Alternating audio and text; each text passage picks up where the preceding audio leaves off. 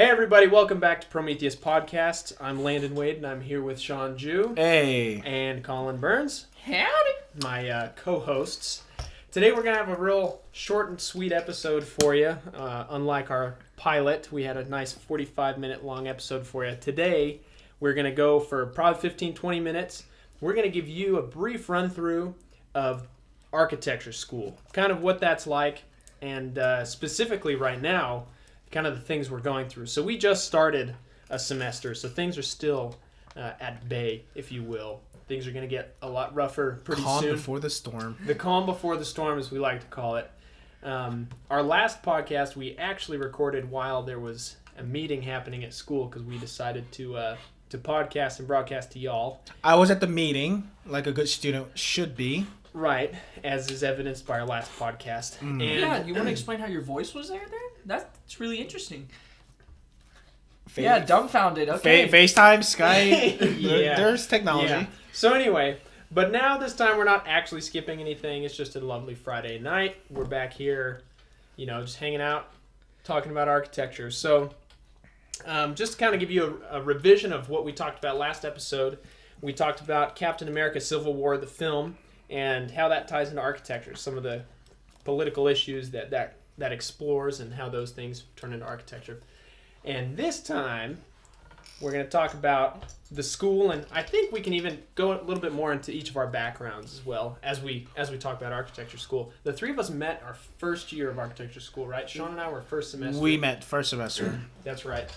Well, I think we met the first day of class. Yeah, we met the first day of class. For some reason, Sean decided to be my friend, and then I didn't know he was a Mormon back then. You're right. It was my mistake. And then Colin came along in the second semester. You were always there, but we were in Glassville Studio. That's right. The first part of second semester, first year. So anyway, yeah, that's right. So we had a studio class together our second semester. That's where I think things really started to hit off, and here we are, third year of architecture. We've already done a lot of suffering. Miraculously, I'm still here.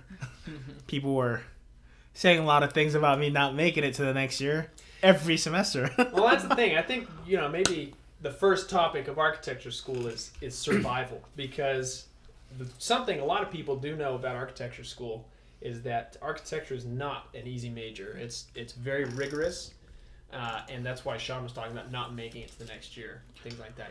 It's honestly, if you were an architecture student that perhaps didn't get good enough grades for architecture to move on to the next year of architecture school, there's no need to be ashamed. I mean, it happens. It happens quite often, actually. I think our dropout rate for our class is about 40%. No, 60%, actually. We lost more than half. True. We had to get a lot of transfers to even fill up the spots so the professors can have jobs. That's true. That is true. But it's nothing to be ashamed of. But again, if I made it, anybody can make it. So just continue to work hard at it, and really it should come to you. Right. What do you think, Colin? Colin's got the thinking face on. We're in the same boat here, aren't we? Yeah, sorry. My stomach's kind of full from eating, so I'm like food coma zone right now. Architecture school is really just testing your willpower to power through. It's a lot of self-motivation, really. It's one of those things that's really going to test, do you really want to be here or not? Nobody's going to make you stay, which I feel like most people that quit didn't really have the self-motivation to be there to begin with. That's true. That's part of what keeps a lot of people going, I think, especially those who have come into the College of Architecture with kind of a preconceived idea that they are going to make it through and that they do want to be architects. That becomes kind of I would even say a challenge, because for me, when they say, even in the first day of class, a lot of you won't make it through the whole program. You're going to change majors or whatever. That to me was like challenge accepted. For me, it's still a challenge, because I mean, honestly, I don't really want to be a designing architect that badly. It just, for me, it's about, one thing that keeps me still into architecture school is not wanting to repeat, because architecture school doesn't really insure you a lot, by taking a lot of core classes. So when you drop out, you are starting over basically. I mean, there are a lot of skills though in architecture. Yeah, yeah. I mean, Oh, yeah. Just the skills I've learned in architecture school. I've done graphic design jobs, and not to mention the architecture stuff I've been doing, construction jobs. So it's really pretty applicable. Mm-hmm. When you think about it. I think just a work ethic that you learn from architecture school is applicable to everything. that's true. There are several surveys that show that architecture majors do have the most out of school work assigned to them compared to other majors. Mm-hmm. What is it, like 23 hours per week? I just know it's ridiculous. I know it's more than I can handle. I know it's cruel and unusual. It's cruel and unusual. It is unusual that many hours. Well, so I like to think about the first days of architecture, and we could talk about kind of the first year. I guess even us, like our group, our dynamic. Yeah. I remember meeting Sean and thinking, after a couple of days, this is the kid from the movies that just walks into your house and starts eating your food, and your mom already treats him like one of your siblings. And I think his mom likes me more than him. That's like true, though. like at least twice a week. that might be true. At least twice a week. Yeah. So yeah, that's kind of how I met Sean, and that's what I thought about Sean. And I remember when I met Colin, I was like, man, this dude's. I thought right off the bat, Colin was a redneck, and then, well, here's the thing. Yeah, he's laughing. Here's the thing, though. Colin wasn't just a redneck. This is where it threw me for a loop, is because he's a redneck. But then then he turns up his music, and he's listening to rap or something, and starts dabbing and doing all this crap. So Colin, I don't think I still haven't really figured Colin out. He was yet. I wearing- would like to describe myself as a melting pot of cultures. That's right. You got the Levi's jeans, the Luke Hazy's, and like a surfing cap. It's I weird. would like to say that comes from my multiple experiences in different cultures, living in, I've lived in 4 places in my life, all being different. I mean, I was born in the Delta, Mississippi with growing cotton, to living in the city, going to inner city school, to, rural suburb America, then to Lubbock again. So, I mean, I have a lot of cultural experience, which is where I guess I've picked up a little of all of it, and it just kind of mixes together. Yeah, But it's a really weird mix. that's true. I think this is a good. It's like mayonnaise and lima beans. It's like one of those things. It's good, but it's weird. Yeah. What background are you talking about, Sean? Look, I think this is a pretty good point to start on the our little background that we have, the introduction to us. To us? To us. Yeah, I would say we're like a weird mix of people that you wouldn't think would be friends. Yeah. It really is like in the movies, honestly. Like when you see this random group of people that come together by some crazy event, that really is what I think about. Because I honestly don't think I wouldn't have been friends with Sean and Colin in high school.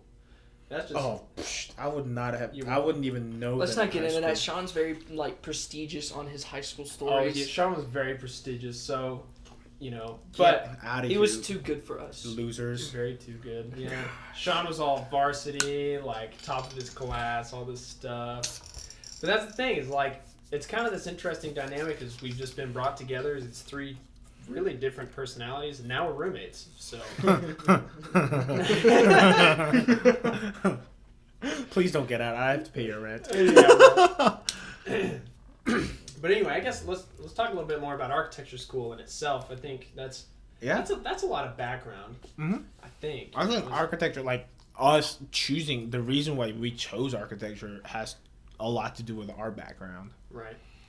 Yeah, and I think I just think it's interesting. Architecture really applies to every person in their own right. Mm-hmm. And there are people I meet that I'll start telling them about our major, and you see the romance in their eyes as I start talking about it. You see them catch on to something and go, holy crap, I think that would be cool, and I find that with almost everybody I talk about whenever I start getting in depth about architecture. It's pretty interesting. One of my friend's cousin wanted to do architecture, and I'm really close to him. And I told him, if your dream is bigger than reality, then it's a right school for you. And that should apply to everybody, because there's nobody in this world that, whether you know it or not, everybody's dream is bigger than this reality. That's true. And it's where we make it we make it into the reality. Well, and that's one thing that struck me about architecture from the start, because we're taking, our intro theory class, right? Yeah. I mean, we were all there, and it's a big class, probably 180 people in there, big lecture hall, a pretty awesome professor. It was easily like 250, 300. Okay, fine, 250, 300 people. My numbers are off. Anyway, pretty awesome professor. Like, I think everybody really loves this guy. I still love this guy.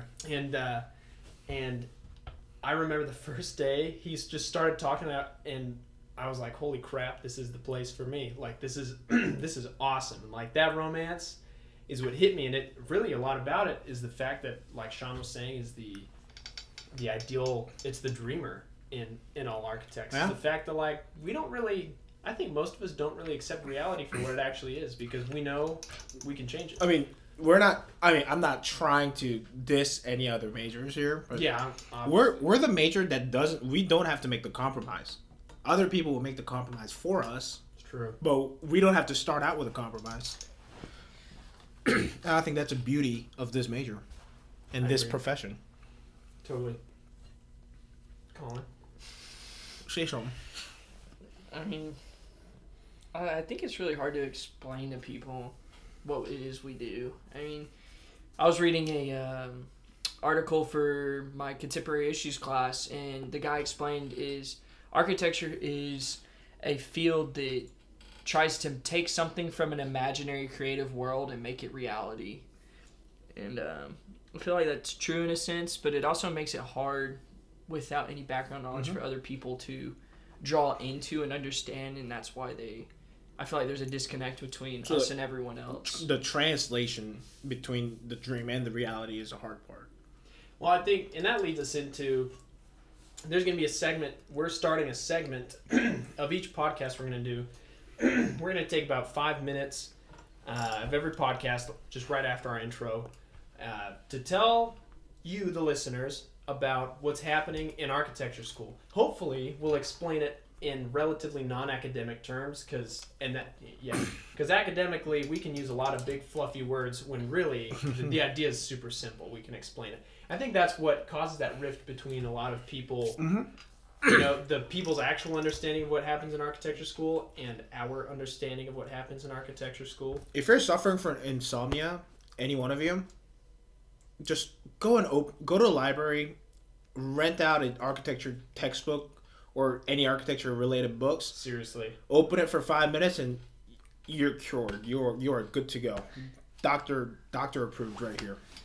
That's right. That's why I love when they were assigned readings in architecture school, because for me it's just nap time. Oh yeah. I get a sentence in and I'm out. So I guess this week we're in week 2 of architecture school? Week 2 right now. We just and so at this point we're third years, so we are already pretty far into the curriculum, and so this is actually the last studio that we'll need to take before going to grad school. That's right, second to last because of study abroad. So, I mean, that classifies more as a fun studio. Yeah, that doesn't count. You're studying abroad. Sevilla. Oh my gosh. Anyway, so what we're doing now is what we call site analysis and planning.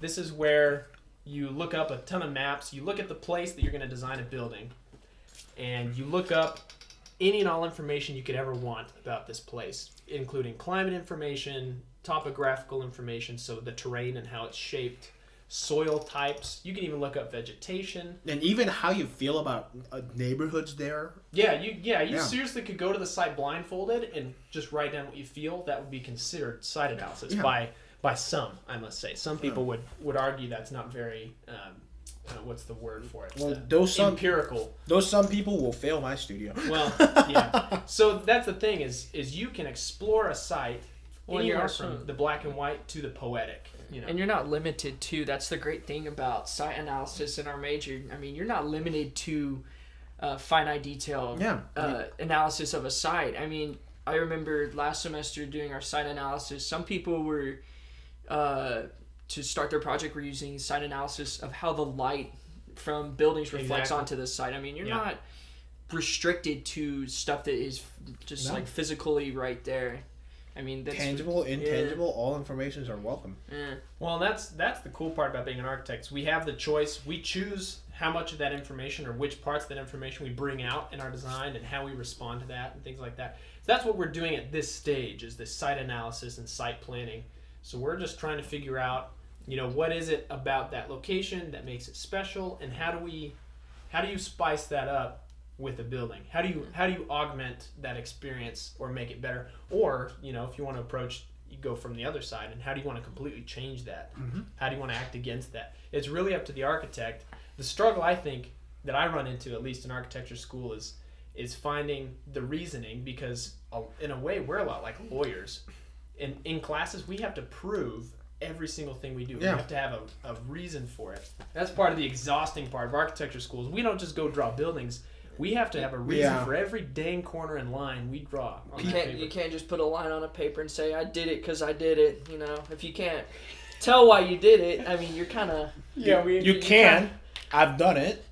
Don't expect a good grade out of it. That's a quick way to sink. Without a reason, you have no life preserver and you are drowning. We have a colleague that has a very big talent for doing this. No, not you, Sean. No, this colleague. So we have, in the final presentations at the end of the semester, this colleague, every time the people, the teachers who are part of this presentation, they ask him, so why did you design this way, or why did you do this that way? And every time he responds, well, because I wanted to, or because it looked good. And that's never enough reason for them. And so they totally hit that. And it's great. It can turn a good review bad real quick. But it's super interesting. So as somebody who can kind of ad-lib, come up with things when in presentations, you struggle in architecture school with that. It's hard. It's hard to watch you sometimes. It gets rough when you have that one bad experience, when you get burned. Yeah. You just don't want to go near the fire anymore. No, it's true. Well, it's like it'll totally scare you off. So But you have to stick to your guns. My first semester, one thing I remember, it was an art class, right, Landon? We took the class together. Yeah. And yep. I had a if you can call it an artwork, I had an artwork there.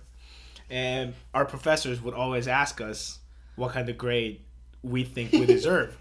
Oh yeah. And I think it was one project that I really kind of procrastinated until the very last minute. I got it done in 30 minutes. You've never done that before. That was super weird. Yeah, it's like I know, I'm always ready, down to go. Every time. Those of you that know Sean, procrastination is not my word. It's really not. But whatever. But anyways, I had an artwork that was pretty crappy, and this one girl that was in our class, she was such a fantastic artist. And yeah. Of course she had a fantastic artwork, and my professor would ask her, what do you think you deserve? And she said A. Not A+, but A. And my professor didn't ask any questions. Okay. And I walked up there with my crappy little work, pinned it up, and after my presentation, my professor asked me, what grade do you think you deserve? I said A+.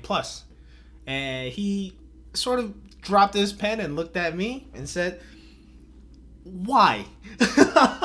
Why do you think you deserve an A? And when you're presenting, it's all about the confidence. It's not the words that come out of your mouth. It's what really is in your gut at that point. That's pretty true, yeah.